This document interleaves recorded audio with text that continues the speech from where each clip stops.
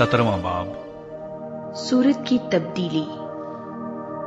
6 दिन के बाद यीशु ने पतरस और याकूब और उसके भाई यूहन्ना को हमरा लिया और उन्हें एक ऊंचे पहाड़ पर अलग ले गया, और उनके सामने उसकी सूरत बदल गई और उसका चेहरा सूरज की मानिंद चमका और उसकी पोशाक नूर की मानिंद सफेद हो गई।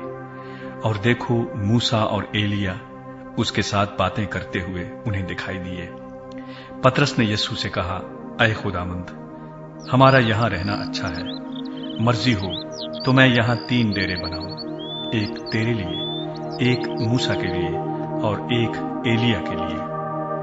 वो ये कह ही रहा था कि देखो, एक नूरानी बादल ने उन पर साया कर लिया, और उस बादल में से आवाज आई कि ये मेरा प्यारा बेटा है, जिससे मैं खुश हूं, इसकी सुनो। शागिर्द ये सुनकर मुंह के बल गिरे और बहुत डर गए। यीशु ने पास आकर उन्हें छुआ और कहा, उठो, डरो मत। जब उन्होंने अपनी आंखें उठाई तो यीशु के सिवा और किसी को न देखा। जब वो पहाड़ से उतर रहे थे तो यीशु ने उन्हें यह हुक्म दिया कि जब तक इब्ने आदम मुर्दों में से न जी उठे, जो कुछ तुमने देखा है किसी से उसका जिक्र न करना। शागिर्दों ने उससे पूछा कि फिर फकीह क्यों कहते हैं कि एलिया का पहले आना जरूर है। उसने जवाब में कहा, एलिया अलबत्ता आएगा और सब कुछ बहाल करेगा, लेकिन मैं तुमसे कहता हूं कि एलिया तो आ चुका और उन्होंने उसे नहीं पहचाना, बल्कि जो चाहा उसके साथ किया। इसी तरह इब्ने आदम भी उनके हाथ से दुख उठाएगा। तब शागिर्द समझ गए कि उसने उनसे यूहन्ना बपतिस्मा देने वाले की बाबत कहा है।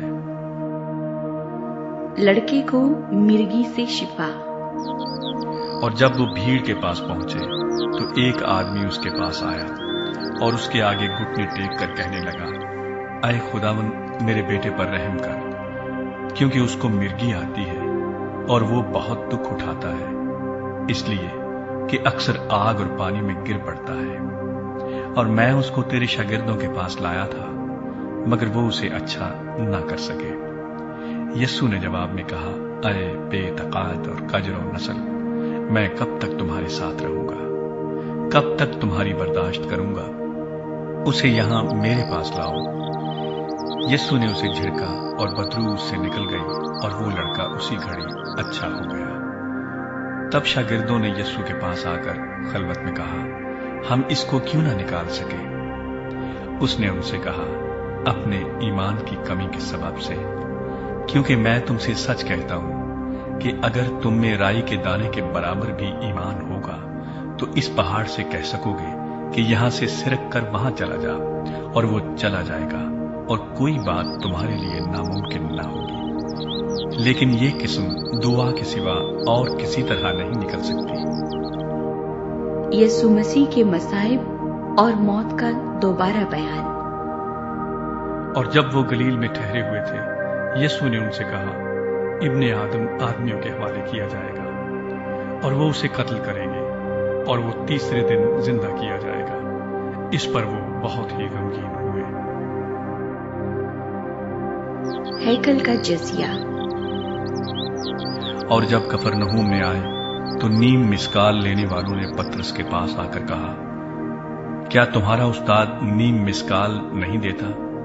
उसने कहा, हां, देता है। और जब वो घर में आया तो यीशु ने उसके बोलने से पहले ही कहा, ऐ शमाउन, तू क्या समझता है, दुनिया के बादशाह किन से महसूल या जजिया लेते हैं, अपने बेटों से या गैरों से? जब उसने कहा गैरों से, तो यीशु ने उससे कहा, बस बेटे बरी हुए। लेकिन मुबादा हम उनके लिए ठोकर का बायस हों, तू झील पर जाकर बंसी डाल, और जो मछली पहले निकले उसे ले, और जब तू उसका मुंह खोलेगा तो एक मिस्काल पाएगा, वो लेकर मेरे और अपने लिए उन्हें दे।